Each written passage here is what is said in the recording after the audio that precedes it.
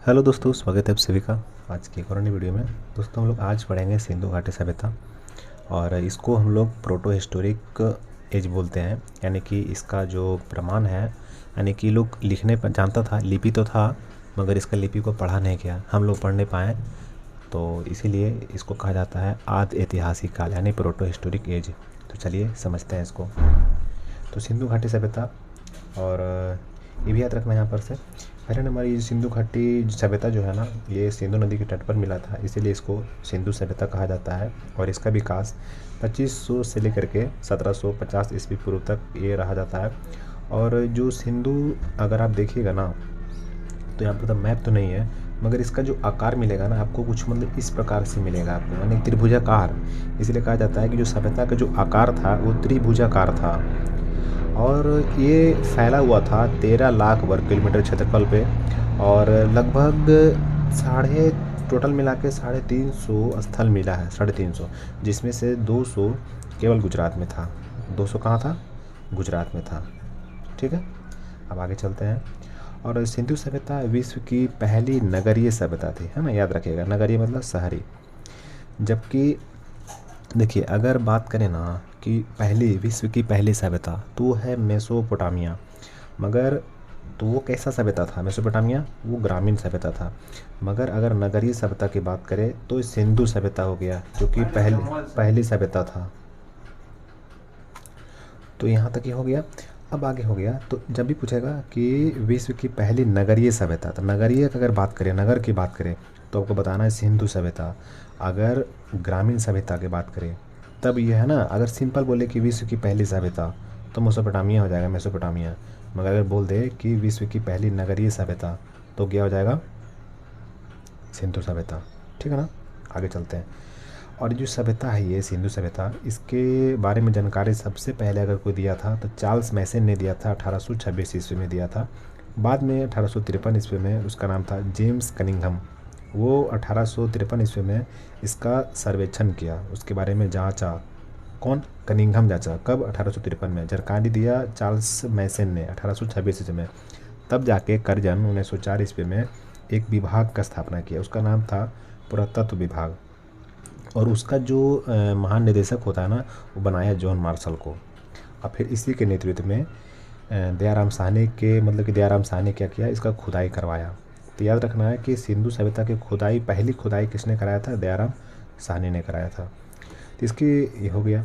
जब खुदाई किया तो यहाँ से अगर सबसे पहले अगर कुछ मिला तो हड़प्पा मिला, इसीलिए इस सभ्यता को हड़प्पा सभ्यता भी बोला जाता है ना। इसकी जानकारी के लिए पहली खुदाई हड़प्पा में 1921 ईस्वी में हुई थी, अतः इसे हड़प्पा सभ्यता भी कहा जाता है। हालांकि सिंधु सभ्यता जो है, इसका नामकरण जो है वो जॉन मार्शल ने किया। कौन किया? John Marshall. वही जो जॉन मार्शल जो महानिदेशक बना था, जॉन मार्शल। और इस सभ्यता को कांस्य युगीन सभ्यता भी कहते हैं, क्योंकि इसी समय कांस्य की खोज हुई थी। आगे समझते हैं। इसका विस्तार में अगर हम बात करें तो आते हैं, विस्तार यहाँ पर ठीक रहेगा। देखिए, अगर उत्तर में देखें तो इधर जम्मू कश्मीर है, तो उत्तर में मांडा था। अगर पूरा तरीक़ा से देखा जाए तो उत्तर में मांडा, अगर चौहद्दी की बात किया जाए उस समय का सिंधु सभ्यता में, तो उत्तर में था मांडा, जो कि चिनाब नदी के किनारे था। और इसको उत्खनन किया था मांडा को, उसका नाम था जगपति जोशी। आपको उधर मिल जाएगा लिखा हुआ ये चीज़, ठीक है। फिर यहाँ पर है पूरब। पूरब में क्या है? आलमगीरपुर था। पूरब में आलमगीरपुर उत्तर प्रदेश में है, और जो कि हिंडन नदी किनारे था। इसका उत्खनन कराया था यज्ञदत्त शर्मा ने। किसने कराया था? यज्ञदत्त शर्मा। और जो दक्षिण है, दक्षिण में दासे दक्षिण, दासे दैमाबाद, जो कि परवरा नदी के किनारे था। यहाँ से एक धातु का रथ मिला था, धातु का रथ। और पश्चिम में है सुद कांगेडोर, जो कि दास्क नदी के किनारे था। तो इतना आपको ये याद रखना है, मतलब कि कौन सा नदी के किनारे है ना, ये ज़्यादा ज़रूरी है। ठीक है, आगे चलते हैं। बाकी यहाँ पर कुछ ट्रिक वगैरह है, आप लोग देखिएगा, समझ में आता है। तो हड़प्पा कब खोजा गया? 1921 ईस्वी में। इसकी खुदाई कौन कराया था? दयाराम साहनी कराया था। ये किस नदी के किनारे था? तो हड़प्पा रावी नदी किनारे। आप लोग एक काम और करिएगा, जितना शहर है ना किस नदी किनारे बना हुआ है, इसको एक कॉपी बना करके एक लिस्ट बना लीजिएगा कि कौन सा जो शहर था किस नदी के किनारे था। और 3-4 शहर हो गया जो, मतलब कि जैसे हड़प्पा है, मोहनजोदड़ो है, और भी कुछ है, उसको उत्खनन कौन कराया था, ये भी बना सकते हैं। तो एक हड़प्पा हो गया, ये कब खोजा गया था? 1921 ईस्वी में। उसके अगले साल 1922 ईस्वी में मोहनजोदड़ो मिलेगा। तो इसकी खुदाई दयाराम साहनी ने कराया था, जो कि रावी नदी के किनारे था। और अभी वर्तमान में कहाँ है ये? पाकिस्तान में। पाकिस्तान के कहाँ है? माउंट गोमरी ज़िला में स्थित है। और जो हड़प्पा और मोहनजोदड़ो है ना, इसको कहा था कि एक विस्तृत साम्राज्य का जुड़वा राजधानी है। एक कौन कहा था? पिग्गट, उसका नाम था पिग्गट, ऐसा बात बोला था। अब सबसे ज़्यादा ज़रूरी है यहाँ पर, क्योंकि ये जो है ना, ये सब एग्ज़ाम में पूछता है कि कहाँ से क्या मिला था, है ना। हड़प्पा से क्या मिला, मोहनजोदड़ो से क्या मिला, ये सब हमेशा पूछता है। तो इसको याद कर लेना। देखिए, इसको हम थोड़ा सा याद करने का अगर हम तरीका बताएं तो ऐसे समझना है कि हड़प्पा जो था ना, तो हड़प मतलब कि कोई सामान अगर किसी से हड़प, ट्रिक समझ सकते हैं, लॉजिक है एक प्रकार से याद करने का।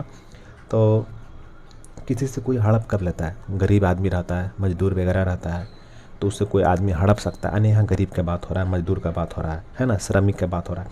तो यहाँ क्या हो गया, श्रमिक बेचारा, मान लेते हैं कि कोई कुम्हार था जो मिट्टी का कुछ बर्तन वगैरह बनाता था। तो इस प्रकार से याद रखना है कि कुम्हार का चाक मिला यहाँ से, मिट्टी का बर्तन बनाता था। चूँकि कुम्हार एक प्रकार का श्रमिक है, तो श्रमिक आवास, उसका मतलब कुम्हार का एक अलग एरिया बना दिया। उस जो अमीर लोग था उसको अलग एरिया बना दिया। तो एक उसके लिए क्या किया, एक अन्नागार बना दिया छोटा सा, है ना, क्योंकि अन्नागार आपको मोहनजोदड़ो में भी मिलेगा। तो विशाल अन्नागार है, जो कि मतलब कि कहा जाता है कि सिंधु सभ्यता का वो सबसे बड़ा मतलब कि कोठी था वो, तो सबसे बड़ा हो जाएगा। मगर यहाँ भी अन्नागार मिला, मगर छोटा था ये, है ना। तो चूँकि ये लोग छोटा था तो इन लोग को छोटा अन्नागार बना दिया गया। और चूँकि ये लोग का अपना कॉलोनी बना दिया गया, तो एक पूजा करने के लिए मातृ देवी की मूर्ति भी, तो ये भी हो गया। फिर एक हो गया कि लकड़ी का ओखली बना दिया गया, ताकि भाई लोग ओखली में कुछ अपना कूचेगा, कुछ और भी काम करेगा।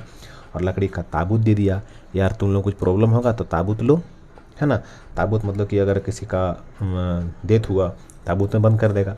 और फिर ताबूत बंद करके इन लोग का एक स्पेशल कब्रिस्तान बना दिया गया, R37 कब्रिस्तान। उसका नाम क्या था? R37 कब्रिस्तान। और उसके बाद जानवर भी दिया, तो एक सींग वाला, है ना, तो एक सींग वाला जानवर हो गया। उसके बाद चूँकि इन लोग भगवान में बिलीव कर रहा था ना, मूर्ति यहाँ मातृ देवी की मूर्ति है, तो ये लोग स्वास्तिक का भी चिन्ह इस्तेमाल किया। इसके अलावा चूँकि ये मतलब कि एक चित्र है, जैसे कि स्त्री के गर्भ से निकलता हुआ पौधा, तो ये उर्वरता की देवी माना जाता है, ये भी है। तो इस प्रकार से आपको देखिए याद हो जाएगा कि कुम्हार का चाक हो गया। ये हम याद करने का मतलब कि सिर्फ एक हिंट दे रहे थे बस। कुम्हार का चाक हो गया, श्रमिक आवास हो गया, अन्नागार हो गया, छोटा अन्नागार है ये, मातृ देवी की मूर्ति हो गया, लकड़ी के ओखली हो गया, लकड़ी का ताबूत हो गया, ताबूत आ गया। तब साथ में ये भी याद रखना है, R37 कब्रिस्तान याद रखना है, एक सींग वाला जानवर याद रखना है, और एक हाथी का कपाल, कपाल मतलब खोपड़ी, है ना। और स्वास्तिक चिन्ह, स्वास्तिक चिन्ह होता है ना, इस प्रकार से शायद ऐसे कुछ होता है, ऐसे करके होता है शायद, स्वास्तिक चिन्ह हो गया। और स्त्री के गर्भ से निकला हुआ पौधा। तो इतना सारा ये मिला है हड़प्पा से, ठीक है। कब खोदा गया? 1921 ईस्वी में खोदा गया था, ठीक है। कोई दिक्कत यहाँ तक? अब आगे चलते हैं। और एक बात है यहाँ पर कि चांदी का सर्वप्रथम प्रयोग हड़प्पा सभ्यता के लोगों ने ही किया था, ये भी याद रखना है आपको। अगला है मोहनजोदड़ो, 1922 ईस्वी में खोजा गया था। क्या होगा ना, कितना बार मिलान करने के लिए दे देगा, इधर मतलब शहर का नाम लिख देगा, उधर ईयर दे देगा। कितना बार क्या करेगा कि सामने गलत ईयर लिख देगा, इसलिए ईयर भी मतलब कि कब खोजा गया, जहाँ पर अगर लिखा हुआ है तो इसको याद कर लेना है कि कब खोजा गया था। तो इसकी खुदाई 1922 ईस्वी में राखल दस बनर्जी किया, और ये पाकिस्तान के लड़काना ज़िले में है और सिंधु नदी के तट पर है। कहाँ पर ये? हड़प्पा कहाँ था? रावी नदी तट पर। और ये मोहनजोदड़ो कहाँ है? सिंधु नदी के तट पर है। कहा जाता है जो सिंधु था ना, जो सिंधु सभ्यता मिला, इससे बड़ा कोई शहर नहीं था, है ना। तो याद रखना है कि सिंधु सभ्यता का सबसे बड़ा ये शहर था। इसका विशेषता ये था कि जो ये था ना, एक दूसरे को समकोण, जो सड़क था ना इन लोग का, एक दूसरे के समकोण पर काटता था ऐसे करके, है ना। और ये जो समकोण होता था, या तो पूरा तरीका से वर्गाकार होता था, ऐसे पूरा वर्गाकार जैसे वर्ग जैसा, और नहीं तो ये ऐसा होता था, है ना। यानी कि वर्गाकार तथा चतुर्भुजाकार खंड में विभाजित करता था, यानी एक दूसरे को समकोण पर काटता था। और इसी को कहते हैं ग्रिड पत्ती। आपको अगर आप मोबाइल चलाते हो तो मोबाइल में अगर कैमरा अगर खोलोगे ना, तो उसमें एक आता है ऐसे करके ग्रिड बनता है फ़ोटो खींचने के लिए, है ना। तो ग्रिड उसी को कहते हैं, इस प्रकार का जो लाइन रहता है ना उसको ग्रिड कहते हैं। तो ये इसी को ग्रिड पत्ती कहते हैं। अब यहाँ पर ये समझना है, ये तो ग्रिड पत्ती हो गया। तो याद रखना है कि मोहनजोदड़ो में क्या विशेषता था, सड़क की क्या विशेषता था कि एक दूसरे को सीधे समकोण पर काटता था, यानी इसी को ग्रिड पत्ती कहते हैं। अब मेन है यहाँ पर से मिला क्या क्या था, है ना। चूँकि क्या बोल रहे हैं, सबसे बड़ा शहर था तो यहाँ समृद्ध लोग रहेगा, तो यहाँ कौन रहता था, पुरोहित, है ना, पुरोहित रहता था। और ये सूती वस्त्र पहनता था, गमछी धोती ये सब वगैरह, और धोती पहन करके आराम से एकदम स्नान करता था स्नानागार में। और इसके लिए सबसे बड़ा एकदम कोठी था, बहुत बड़ा अन्न का भंडार सबसे बड़ा। तो एक अन्नागार यानी विशाल, जिसको हम लोग कहते हैं विशाल अन्नागार, यहाँ से अन्नागार, देखो अन्नागार हम लोग हड़प्पा में भी देखें, अन्नागार यहाँ भी है, ये सबसे बड़ा है। और चूँकि पंडित जी है ना, पुरोहित है, तो ये क्या करेगा, इसके लिए सड़क भी भाई चौड़ा चाहिए, पूरा पूरा अच्छा एकदम लगना चाहिए कि हाँ कोई जा रहा है। और चूँकि यह एक सभागार भी चाहिए, अन्नागार हो गया, सभागार हो गया, स्नानागार हो गया। अब पंडित जी हैं पूजा करेंगे पशुपति शिव का, और भगवान शिव है, ईजान में करते हैं सब लोग कि भगवान शिव जो हैं ये मतलब कि बहुत अच्छे मतलब कि नृत्य करते हैं। तो इससे याद रख सकते हैं कि हाँ कहाँ से के नर्तकी, तो कहाँ से, मोहनजोदड़ो से। और साथ ही साथ में तांबा का ढेर मिला है, तांबा का ढेर, और घर में कुआं। इतना सारा बात आपको याद रखना, कुछ कुछ के लिए नहीं बताया तो उसको आप दिमाग लगाओ कि आप कैसे याद करोगे। कौन कौन हो गया मेरे साथ बोलिए, सूती वस्त्र हो गया, पंडित जी पहनेंगे सूती वस्त्र, फिर खुद पुरोहित हो गए तो पुरोहित आवास, स्नानागार, अन्नागार और सभागार, है ना। और उस बोलने के लिए चौड़ी सड़क हो गया। फिर पूजा करेगा किसका, पशुपति शिव का। और भगवान शिव जो है उनको क्या पसंद है, डांस करना, यानी कांसे की नर्तकी। और तांबे का ढेर हो गया और घर में कुआं हो गया। अब आगे हो गया कि मोहनजोदड़ो कहने का मतलब क्या होता है। मोहनजोदड़ो कहने का मतलब होता है मृतकों का टीला, यानी क्या हुआ था ना कि एक समय में बहुत सारा टीला, लगभग बहुत सारा एक ही जगह पे मैंने रखा हुआ था, कोई कब्रिस्तान वगैरह यहाँ नहीं था मोहनजोदड़ो में, एक ही जगह बहुत सारा कंकाल रखा हुआ था, है ना।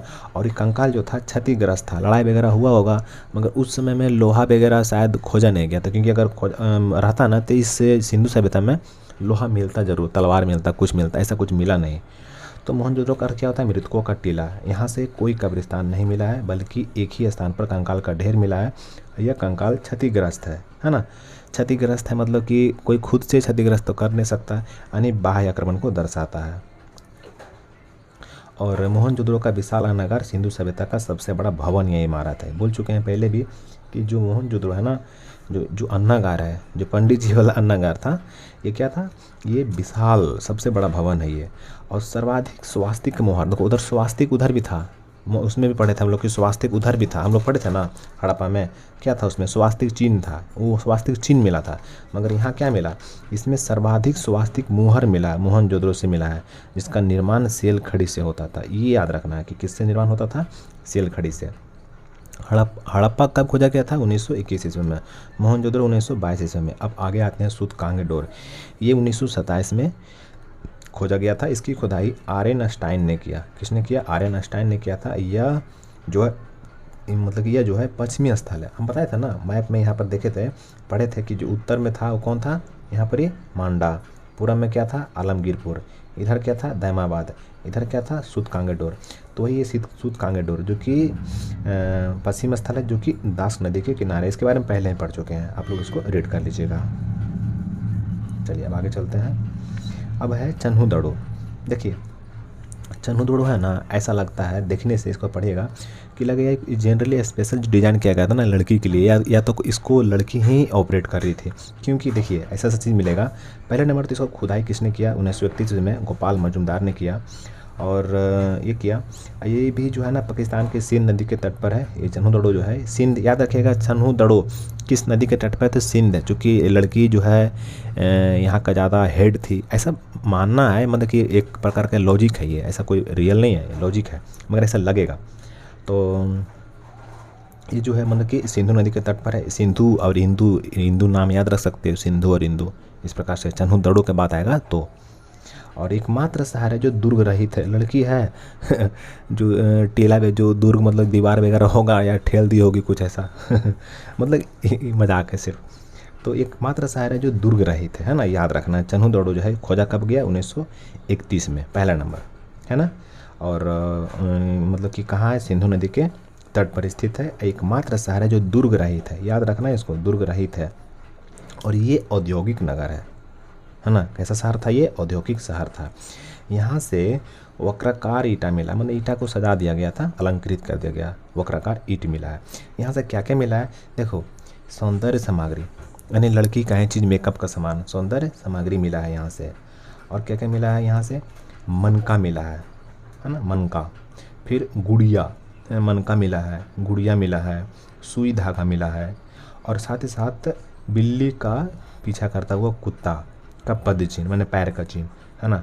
कुत्ता होवे करता है एकदम पूरा बदमाश, कहीं मतलब कि क्या बोले, यानी बिल्ली का पीछा, बिल्ली जा रहा है आगे आगे, पीछे पीछे जा रहा है ये भी, है ना, दौड़ा रहा है ये भी साथ ही साथ में। तो हम लोग क्या पढ़े थे? चन्नू दौड़ो, तो दौड़ा रहा है, बिल्ली को दौड़ा रहा कौन? कुत्ता। तो पूछेगा कि बिल्ली का पीछा कौन कर रहा था? तो दौड़ो, कौन दौड़ा रहा था? तो बिल्ली, कुत्ता दौड़ा रहा था बिल्ली को। तो बिल्ली का पीछा करते हुए कुत्ता का पैर का चिन्ह है। और अलंकृत ईंट, बोले ना कि वर्गा जो वृत्ताकार एक ईंट मिला था, सजा दिया गया था, तो वही है अलंकृत ईंट हो गया। तो है ना, क्या क्या मिल गया यहाँ से? क्या क्या मिला? पहला नंबर तो सौंदर्य सामग्री मिला, दूसरा मन का गुड़िया मिला। पहला क्या मिला? सौंदर्य सामग्री मिला, मन का गुड़िया मिला, सुई धागा मिला, अलंकृत ईंट मिला, सुई धागा मिला, और बिल्ली का पीछा करता हुआ कुत्ता का पैर वाला चिन्ह मिला। और एक बात और है यहाँ पर कि अगर कहीं पे अगर हम पढ़ रहे हैं इसको, तो कहीं कोट मिल जाए या दड़ो मिल जाए, जैसे चन्हू दड़ो, मोहनजोदड़ो, तो ये सब पाकिस्तान में पाया जाता है। जैसे चन्हू दड़ो, मोहनजोदड़ो, जुरी जोदड़ो, है ना, और भी होता होगा। और जैसे कि अगर कोट पे आ जाएं तो वाला कोट हो गया, डावर कोट हो गया, कोट दीजी हो गया, ये सब कहाँ है? सब पाकिस्तान में। ये सब वर्ड याद रखना, अगर कहीं मिल जाए तो ये सब मतलब कि एक शब्द होता है जो मतलब कि थोड़ा सा पढ़ने से समझ में आता है। अब अगला है रोपड़, है ना। अब देखिए नाम है रोपड़, है ना, रोपड़। अब देखो यहाँ जो इसमें बड़ा अच्छा है, इसमें पहले नंबर इसको खुदाई किसने किया? यज्ञदत्त शर्मा ने 1953 ईस्वी में किया। आज जो रोपड़ है पंजाब के सतलज नदी के किनारे स्थित है रोपड़, और इसका आधुनिक नाम है रूपनगर। ये अच्छा क्वेश्चन बन सकता है, इसका आधुनिक नाम क्या है? रोपड़ का रूपनगर है। और यहाँ पर क्या था ना, मानव के साथ साथ कुत्ता को भी क्या किया? उसको दफनाया गया होगा, है ना। यहाँ मानव के साथ साथ पालतू कुत्ते का भी साक्ष्य मिला, कुत्ते को दफना दिया होगा। देखो क्या हुआ ना, ये भी लॉजिक है याद करने का, कि जैसे कि मान लेते हैं कुत्ते का जो मालिक होगा वो मर गया होगा, तो कुत्ता रो रहा होगा साथ में उसको भी रोप दिया यानी कि उसको भी, इसलिए रोपड़ याद रखना है, रोपड़, है ना। वो रो रहा था कुत्ता, तो उसको भी रोप दिया साथ में। तो अगर पूछेगा कि मानव के साथ साथ कुत्ते को मतलब कि दफन किया करने का साक्ष्य कहाँ से मिला है, तो ये कहाँ से मिला है? रोपड़ से मिला है। रोपड़ को कब मतलब कि किया गया, खोजा गया या उत्खनन किया गया इसका? तो 1953 में। किसने किया? यज्ञदत्त शर्मा ने किया। अब आगे चलते हैं। और रूपनगर इसका क्या नाम था? मतलब कि लेटेस्ट नाम था इसका रूपनगर, आधुनिक नाम था इसका रूपनगर। अब आते हैं बनावली। देखो नाम है ना बनावली, मतलब कि बनाया हुआ था, बली बना मैंने बना हुआ, बनावली मैंने अच्छा से बनाया ही नहीं किया इसको, है ना। नाम है बनावली मगर इसको अच्छा से बनाया ही नहीं। यानी कि 1973 ईस्वी में इसको खुदाई किया रविंदर सिंह ने, जो कि हरियाणा में है। ये इसके समीप रंगोई नदी है। मैंने ये इतना याद रखना है कि जो बनावली है किसके करीब में है, ये किस नदी किनारे है? रंगोई नदी किनारे है। यहाँ से कोई जल निकासी, जैसे हम लोग पढ़े थे ना कि जल निकासी का साधन था बहुत अच्छा, हम लोग पढ़े हैं कि सिंधु सभ्यता में। मगर यहाँ जो बनावली है यहीं कुछ बनले नहीं है यहाँ पर, है ना, कुछ नहीं है। यानी कि जल निकासी व्यवस्था नहीं है, इसके कारण जल निकासी का जब है ये नहीं व्यवस्था, तो पनसोखा बनाना पड़ेगा। यानी कि यहाँ पर सोखा व्यवस्था था, सोखता व्यवस्था यहाँ पर था। यहाँ नाली ना मिलकर क्या मिल रहा है? सोखता व्यवस्था था। और यहाँ पर हम लोग क्या पढ़े थे कि जो सड़क था वो ग्रिड पैटर्न पे था, एक दूसरे को समकोण पर काट रहा था, यानी कोई पैटर्न था। यहाँ कुछ है ये नहीं था वैसा। तो यहाँ क्या था? स्टार शेप का था, मतलब थोड़ा टेढ़ा मेढ़ा था, स्टार शेप का, यानी कि उसी को कहते हैं तारांकित, यानी स्टार शेप, ऐसा करके वहाँ बटा हुआ था, ढंग से नहीं था। फिर अगला है कुनाल, जो कि हरियाणा के फतेहाबाद जिला में है, और यहाँ से चांदी का 2 मुकुट मिला है। अब है अगला कालीबंगा। देखिए बंगा मैंने चूड़ी होता है ना, बंगा मैंने चूड़ी, यानी कि कालीबंगा बोल रहा है, इसका मतलब हो गया काले रंग की चूड़ियाँ, काले रंग की चूड़ियाँ। यहाँ से भी अलंकृत ईंट मिला है। अलंकृत ईंट मतलब है ना सजाया हुआ। यार सजाया हुआ किसका काम रहेगा, किसके पास इतना फालतू टाइम रहेगा कि ईंटा को सजाए, है ना। अलंकृत हो गया, अलंकृत ईंट हो गया, चूड़ी मिला है, इसीलिए बोले ना लड़की से रिलेटेड लग रहा है ये। अलंकृत ईंट हो गया, चूड़ी हो गया, साथ ही साथ में जुता हुआ खेत हो गया, हल हो गया, और हवन कुंड मिला है यहाँ से कालीबंगा से। दबंगा चूड़ी के बाद आ गया, यानी चूड़ी के बाद हो गया। याद करने का तरीका है ऐसा, चूड़ी हो गया तो चूड़ी हो गया, तो चूड़ी कौन पहनेगा? महिला पहनेगी। महिला मान लेते हैं पुरुष खेत पे काम कर रहा होगा, महिला इधर से गई होगी खेत पे बैठने के लिए, ईंटा वगैरह सजाने लगी होगी, चूड़ी वगैरह टूट गया, तब अलंकृत ईंट हो गया, चूड़ी हो गया। उसका हस्बैंड चाहे जो भी भाई वगैरह बाप खेत जोत रहा होगा, तो जोता हुआ खेत, हल, इससे प्रमाण मिल गया। और पूजा वगैरह तो अक्सर होता है ना। तो ये हो गया, एक हवन का भी कुंड मिला है यहाँ से कालीबंगा, इतना नाम याद रखना है। और जो कि कालीबंगा है, जो कि राजस्थान में सरस्वती नदी के किनारे हनुमानगढ़ ज़िले में स्थित है ये। और इसका खोज जो है कालीबंगा का, वो अमलानंद घोष द्वारा किया गया था। और कालीबंगा के लोग एक साथ 2 फसल उगाते थे, वो फसल था चना और सरसों। और इसकी खुदाई जो है बीके थापड़ और बीबी लाल ने किया, बीके थापड़ और बीबी लाल किया इसका खुदाई, 2 आदमी। खोजा कौन? अमलानंद घोष ने, और खुदाई किया बीपी थापड़ और बीबी लाल ने। जहाँ ईयर नहीं लिखा हुआ ना, वहाँ ईयर याद करने की ज़रूरत नहीं है, जहाँ ईयर लिखा हुआ वहाँ ईयर याद करना ज़रूरी है। धौलावीरा ये गुजरात में है।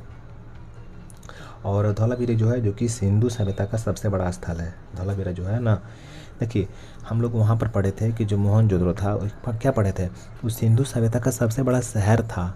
थोड़ा सा सोचना है, अगर सिंधु सभ्यता का सबसे बड़ा शहर बोले तो होगा मोहनजोदड़ो, मगर अगर एरिया वाइज सिंपल ऐसे बोले कि सिंधु सभ्यता का सबसे बड़ा स्थल कौन है, तो वो धौलावीरा हो गया, है ना। कौन हो गया? धौलावीरा हो गया, ये सबसे बड़ा स्थल हो गया।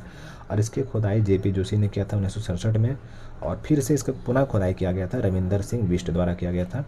और जो कि ये जो है ना धौलावीरा, ये गुजरात और पाकिस्तान में फैला हुआ है और भारत में स्थित। तो ये सब तो हो गया। अब एक मेन पॉइंट पे आते हैं कि जो भारत में, जो अगर हम बात करें सिंधु सभ्यता का जो सबसे बड़ा स्थल है जो भारत में पर्सनली है, वो है राखीगढ़ी, है ना।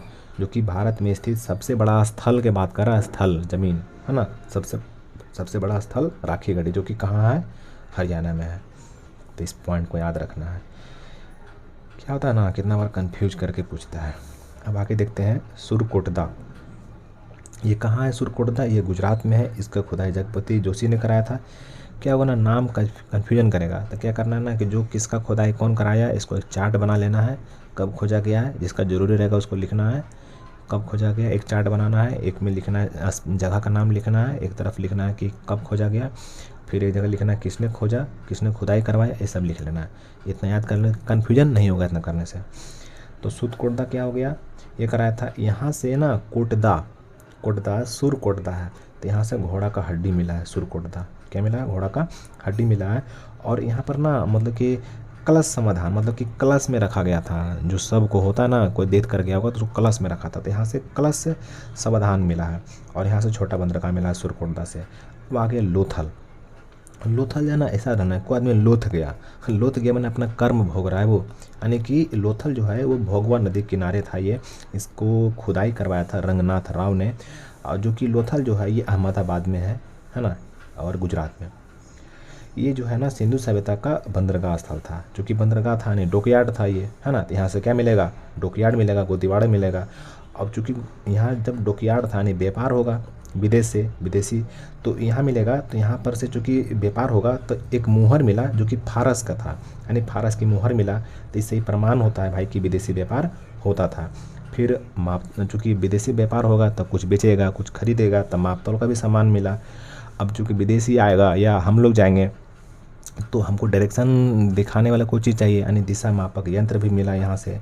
और ये जो था ना, चूँकि इंटरनेशनल व्यापार अगर हो रहा है, फारस से व्यापार हो रहा है, तो कैसा शहर हो गया? ये औद्योगिक शहर था। और इसके जो घर के दरवाजे थे ना, वो सड़क की ओर खुलते थे। देखो उधर क्या था कि जैसे मान लेते ये सड़क है, तो दरवाज़ा इस साइड खोला जाता था, इस साइड। क्यों? ताकि थोड़ा सेफ्टी रहे, सड़क की तरफ नहीं। अक्सर गांव में भी देखते होगे कि अगर मेन रोड है तो सड़क थोड़ा मतलब घर जो है ना सड़क के अपोजिट में ही रहता है। कोई कोई घर होता है जो सड़क के मतलब के सामने होता है। अब तो घर नहीं रहा ऐसे, अब तो जनरली लोग चाहता है कि नहीं रोड पे ही मेरा जो है ना, जो गेट मेरा रहे रोड के सामने ही रहे। मगर पहले के समय में जनरली ऐसा होता था कि सड़क के मतलब कि ठीक अपोजिट में ऐसा होता था। तो ऐसे मतलब कि जो सिंधु सभ्यता जो भी था ना, सब अपोजिट में था। मगर ये लोथल जो था ना, क्योंकि एक औद्योगिक नगर था ये, यहाँ पर से ज़्यादा बिजनेस वगैरह होता था, तो इसका जो सड़क का जो गेट है ना, जो गेट बनाया घर का वो रोड की तरफ ही बना दिया, जैसा रोड था वो मतलब उधर सड़क, जैसे मान ली इधर सड़क है ये, तो इधर ही मुँह खोल दिया घर का, है ना, ये याद रखना है। और साथ ही साथ लोथल में चूंकि बेचारा लोथा हुआ था, भोग रहा था अपना कर्मफल, तो यहाँ से युगल समाधान मिला है। युगल यानी एक साथ शायद अटैच होगा, है ना, युगल समाधान का साक्ष्य मिला है। यानी जब एक ही साथ में जैसा होता है ना कि किसी को एक साथ जला दिया गया या तो किसी को एक साथ दफन कर दिया गया तो युगल हो गया। तो यानी कि इससे ये प्रतीत होता है, अगर यार लगता है सती हुआ था कोई, है ना, यानी सती प्रथा का आभास मिलता है, ये जरूरी नहीं है, आभास हो रहा है। अब आगे चलते हैं रंगपुर, ये गुजरात में है और रंगपुर में धान की भूसी मिला, इतना याद रखना है। अब कुछ यहाँ पर कुछ इसका विशेषता है, जैसे कि विशेषता की अगर हम बात करें क्या क्या विशेषता है, तो सिंधु सभ्यता की पूरा विशेषता यहाँ पर है कि एक नगरीय सभ्यता थी, सड़क एक दूसरे को समकोण पर काटती थी तथा पूरा पश्चिम में ये पूरा पश्चिम दिशा में थी, जिससे हवा द्वार सड़क तक सड़क स्वतः साफ हो जाए। देखिए पूरा पश्चिम दिशा समझिए, जैसे इधर पूरब है इधर पश्चिम है, तो अगर समकोण पर काटेगा और रोड अगर इस प्रकार से रहेगा तो अगर हवा पूर्वी बहेगा चाहे पश्चिम बहेगा तो हवा रोड क्या होगा, खुद साफ़ हो जाएगा। अक्सर जो हवा पूर्वा बहता है पश्चिम बहता है चलता है ना, तो क्या होगा, रोड खुद ब खुद साफ़ हो जाएगा, इसीलिए ऐसा बनाया था। कैसा, पूरा पश्चिम दिशा में। और ये शहर कैसा था, नगर नियोजन तथा जल निकास इसकी सबसे बड़ा व्यवस्था थी, है ना, क्या था, हाँ, नगर निकास और जल व्यवस्था सबसे ज़्यादा मतलब कि अच्छा था यहाँ का। और हम लोग कहाँ पढ़े थे, कि जहाँ पढ़े थे कि जहाँ पर ही कोई नाली वगैरह नहीं था, वो था जहाँ बोले थे कि बनमाली, है ना, नाली वहाँ था ही था ही नहीं, नाली नहीं था, इसलिए सोख्ता लगाया था, रोड भी ख़राब था वहाँ, बनमाली बोले थे अच्छा से बनवाइए नहीं, इसको बनवाइए नहीं किया था अच्छा से, तो वो एक एक्सेप्शन है। इसकी नाली ढकी हुई थी, है ना, और सड़क सीधी थी। अर्थव्यवस्था का मुख्य आधार जो कृषि था, इसका व्यापार अंतर्राष्ट्रीय भी होता था। इसका जो भाषा था, यानी हम लोग नहीं पढ़ पाए, वो लोग तो अपने में बोलता होगा ना, मगर अगर ये देखें तो समझेंगे कि भाषा कैसा था, भाव चित्रात्मक। और समाज कैसा था, मातृ शतात्मक, यानी मम्मी की चलती बनती थी उस समय। जैसे कि अगर अभी के समाज की बात करें या तो हम लोग पढ़ेंगे वैदिक एरा तो उसमें पितृ शतात्मक हो जाएगा, मगर इस समय मातृ शतात्मक था। और जो इसका लिपि है ना, लिपि की बात करें तो जैसे उर्दू लिखा जाता है ना, इधर से लिखा जाता है और इधर आया जाता है। हम लोग हिंदी लिखते हैं तो ऐसे लिखते हैं, इधर से इधर जाते हैं, मगर उधर क्या हो गया, ये लोग इधर से ऐसे, इन लोग का लिपि कुछ इस प्रकार से होता था, मतलब कि क्या कह सकते हैं कि दायां से बायां इस प्रकार से हो गया। और जो हड़प्पा लिपि के प्रमाण से सबसे ज़्यादा चित्र जो मिला है वो यू आकार के मिला है और मछली का चित्र मिला है, याद रखना, यू आकार और मछली का चित्र मिला है। और इनके मुहर पर सर्वाधिक जो चित्र होता था वो एक सींग वाला जानवर का होता था, एक सींग गेंडा होता है, और भी पता नहीं इसमें, ऐसे तो हम कह रहे हैं गेंडा मतलब एक सींग वाला, बट मैंने इतना रखना कि एक सींग वाला जानवर का चित्र था इसका मुहर पर। सब मैंने कि अगर बहुत सारा मुहर है तो मैक्सिमम पे एक सींग वाला जानवर का चित्र होता था। और इनके मुहर पर गाय तथा सिंह का चित्र नहीं मिला है, इनका मुहर पर गाय का भी चित्र नहीं था और शेर का भी चित्र नहीं था। हड़प्पा सभ्यता के मोहरों में सेल खड़ी का प्रयोग होता था। सिंधु सभ्यता के लोग लोहे से परिचित नहीं थे, तलवार वगैरह भी नहीं बनाए थे लोग, जबकि अन्य धातु सोना चांदी तांबा टीन कांसा इस सबसे परिचित था। मापतल के लिए लोग जो है ना कम से कम न्यूनतम वाट जो था वो 16 kg का इस्तेमाल करता था, और इसी को दशमलव प्रणाली के सूचक कहा गया। सिंधु सभ्यता के लोग युद्ध या तलवार से परिचित नहीं थे, तलवार से कहाँ परिचित रहेगा, था ही नहीं लोहा। और सिंधु सभ्यता में मिट्टी के बर्तन में लाल रंग का उपयोग होता था। सिंधुवासी विश्व में कपास के प्रथम उत्पादक थे। ये लोग जो था ना वो कपास के, पहले कपास नहीं उत्पादन होता था, ये पहली बार किया, प्रथम उत्पादक थे सिंधुवासी। सिंधु घाटी सभ्यता के लोग कृषि भी करते थे, पशुपालन भी करते थे, परंतु उनका मुख्य व्यवसाय क्या था, व्यापार था। सब कोई करता था, है ना, कृषि भी कर रहा है खाने के लिए, पशुपालन भी कर रहा है, तो कृषि कर रहा है उसको भी कुछ कुछ अनाज बेचता होगा, मगर मुख्य रूप से अगर जो रोजी रोटी चलाने का काम आता, पैसा कमाने के बारी आता होगा तो व्यापार से होता था, कृषि से नहीं। अब आगे हो गया, यहाँ के लोग मनोरंजन के लिए चौपार और पासा खेलते थे। और इन लोग का प्रिय देवता कौन था, इन लोग का प्रिय देवता जो था, इन लोग का प्रिय देवता मतलब प्यारा देवता वो शिव भगवान पढ़े थे। पशुपति शिव का मूर्ति भी मिला था। पसंदीदा वृक्ष पीपल, फिर पसंदीदा जानवर सांड था, या इसी को भी ऋषभ कहते हैं, बसहा बैल। पसंदीदा पक्षी बत्तख था, और आदरणीय नदी सिंधु को मानता था ये लोग। और इस सिंधु सभ्यता समाज जो था ना 4 भाग में बटा हुआ था, विद्वान, योद्धा, व्यापारी और श्रमिक, जो कि हम लोग आगे भी पढ़ेंगे वैदिक काल, तो उसमें भी कुछ मिलेगा इसी प्रकार से। अब यहाँ पर ये है कि इसको आपको पढ़ लेना है कि किस प्रकार से, क्योंकि वीडियो बहुत लंबा हो रहा है, कहाँ से कहाँ तक था, है ना, मतलब कि किस वस्तु का आयात होता था, किस प्रदेश से होता था, है ना, याद रखिए। सोना है तो कहाँ से, फिर शीशा है तो ईरान से, ये सब याद रख लेना। ये पतन का कारण यहाँ पर दिया हुआ है कि पतन का कारण क्या था। और फिर यहाँ पर है मेसोपोटामिया की सभ्यता। तो पतन का कारण थोड़ा सा देख लेते हैं। सिंधु सभ्यता के विनाश का सबसे बड़ा कारण क्या है, बाढ़। ये लोग जो था ना, मतलब कि थोड़ा सा ढीठ टाइप था, मतलब ढीठ था, बगल में पानी था और थोड़ा बहुत बाढ़ वगैरह आता था तो हटता ही नहीं, एक बार आकाश का आया ले गया सबको। वर्तमान में हुए उत्खनन से IIT खड़गपुर को सिंधु घाटी सभ्यता से संबंधित कुछ प्रमाण मिला, जिस आधार पर कहा जा रहा है कि इसके पतन का महत्वपूर्ण कारण जलवायु परिवर्तन है। ये भी याद रख सकते हो। अब है मेसोपोटामिया की सभ्यता। 10,000 ईस्वी पूर्व में हो गया कि जो इसका विकास जो हुआ है वो इराक में टिग्रिस और यूफ्रेटस, जिसको दजला फ्रात कहते हैं, इसके नदी के बीच में हुआ था। तो ये हो गया। यहाँ की मिट्टी अत्यधिक उपजाऊ थी। यह सभ्यता जो थी ग्रामीण थे, पहले भी पढ़ चुके हैं कि मेसोपोटामिया की सभ्यता जो थी वो ग्रामीण थी। इसके अर्थव्यवस्था का मुख्य आधार कृषि था। ग्रामीण था तो कृषि रहेगा ही। और इस समय के मंदिर को जिगुरत कहा जाता था, है ना। मेसोपोटामिया में जो मंदिर होता था इस समय में, इस सभ्यता के मंदिर को जिगुरत कहते थे। तो ये ख़त्म हो चुका है हमारा आद्य ऐतिहासिक काल। अब हम लोग जो आगे पढ़ेंगे ना, वो हम लोग पढ़ेंगे हिस्टोरिक एज, ठीक है ना। हिस्टोरिक एज पढ़ेंगे, यानी कि जो प्रोटो हिस्टोरिक था ये ख़त्म हो गया। अब हिस्टोरिक पढ़ेंगे। हिस्टोरिक में बहुत कुछ पढ़ना है। हिस्टोरी में पूरा तरीक़ा से हम लोग देखेंगे एक एक करके। लगभग हमें लग रहा है 10 दिन 12 दिन और कम ही, मतलब कि एंसेंट ख़त्म हो जाएगा। तो चलिए ठीक है, हम लोग मिलते हैं अगली वीडियो में। वीडियो देखने के लिए बहुत बहुत धन्यवाद। और हाँ, वीडियो पसंद आया ना तो लाइक, शेयर और सब्सक्राइब। मिलते हैं अगले वीडियो में।